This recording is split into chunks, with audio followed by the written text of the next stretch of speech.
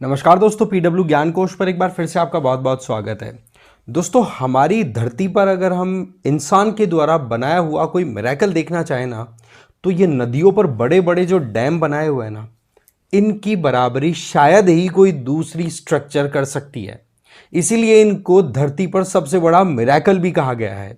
But सवाल यह आता है कि ये इतने बड़े बड़े डैम्स आखिर बनाए कैसे जाते हैं, क्योंकि नदियों में पानी का बहाव आप देखो कितना ज्यादा होता है।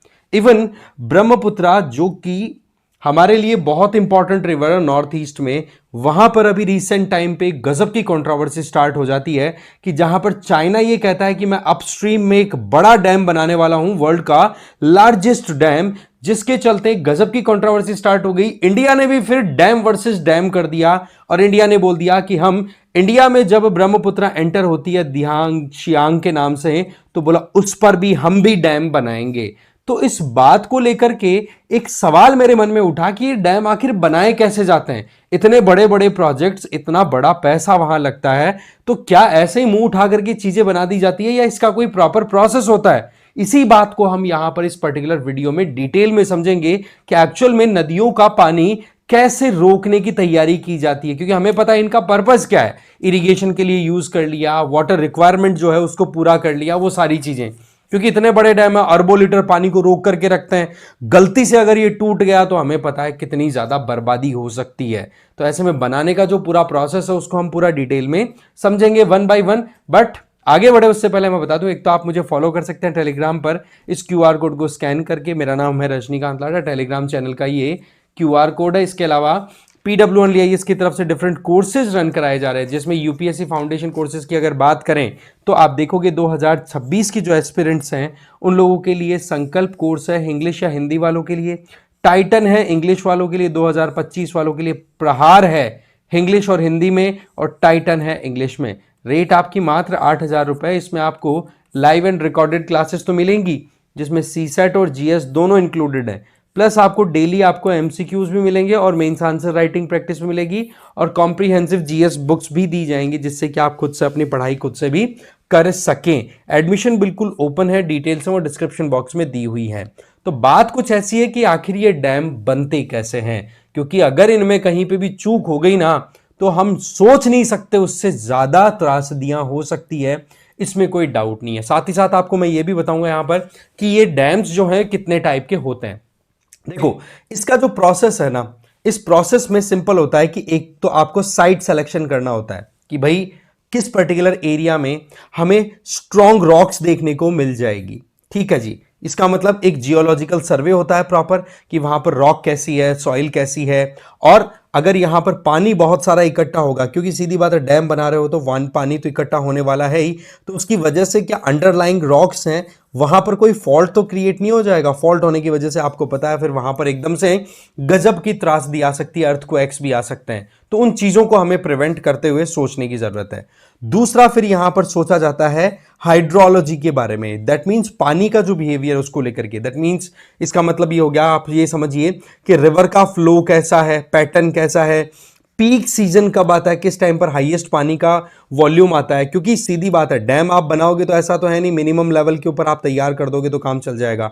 आपको तो हाईएस्ट पानी को रिटेन करके रखना है, तो उस पॉइंट ऑफ व्यू से आपको प्लानिंग करने की जरूरत होती है, जिससे कि आप रिजर्वॉयर जो यहां पर आप डैम बनाओगे, ये दीवार जो बनी ये तो डैम हो गया, और इधर जो पानी का इकट्ठा होना हो गया वो रिजर्वॉयर। तो रिजर्वॉयर की कैपेसिटी भी तो अकॉर्डिंगली हमें प्लान करनी पड़ेगी। साथ ही साथ जब बड़ा कोई डैम बनता है तो हमें पता है आसपास के कितने एरियाज हैं वो सबमर्ज होने का डर रहता है, तो यहां पर फिर गांवों को भी खाली कराने की जरूरत होती है। इसका मतलब आपको एनवायरमेंट इंपैक्ट असेसमेंट भी कराने की जरूरत है, कम्युनिटी डायलॉग भी स्टैब्लिश करने की जरूरत है, जिससे कि जिन लोगों को अपने घर छोड़ने पड़ रहे हैं उन लोगों को नुकसान ना हो।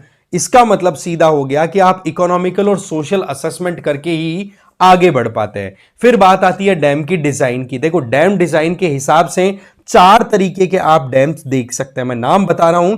पहला तो होता है ग्रेविटी डैम। इसमें तो क्या होता है कि जो दीवार आप बना रहे हो ना, वो इतनी हैवी बना रहे हो कि वो अपने वेट से ही पानी के फ्लो को रोक देता है, उसको ग्रेविटी डैम बोल देते हैं। वहीं पर ये जो डैम आपके सामने स्ट्रक्चर बता रखी है, इसको बोलते हैं आर्क डैम। इसका मतलब आर्क शेप में तो है ही, एकदम धनुषाकार एक तरीके से यूं, और दूसरा, ये वी शेप में बनाए हुए डैम्स होते हैं। इससे क्या होता है कि पानी जो इकट्ठा होगा इधर, वो पानी का प्रेशर रिवर वैली बॉटम पे लगे, ना कि साइडों में या फिर आंख पे लगे। ये आपको देखने को मिलेगा जनरली पहाड़ी इलाकों में जो डैम्स बनते हैं। इसके अलावा एक डैम आप नॉर्मली समझते होंगे कि एक लंबी रिवर का फ्लो है और उसको आप रोकने के लिए एक दीवार खड़ी कर देते हैं, उसको बोलते हैं एम्बैंकमेंट डैम। क्या बोलेंगे उसको? Embankment dam.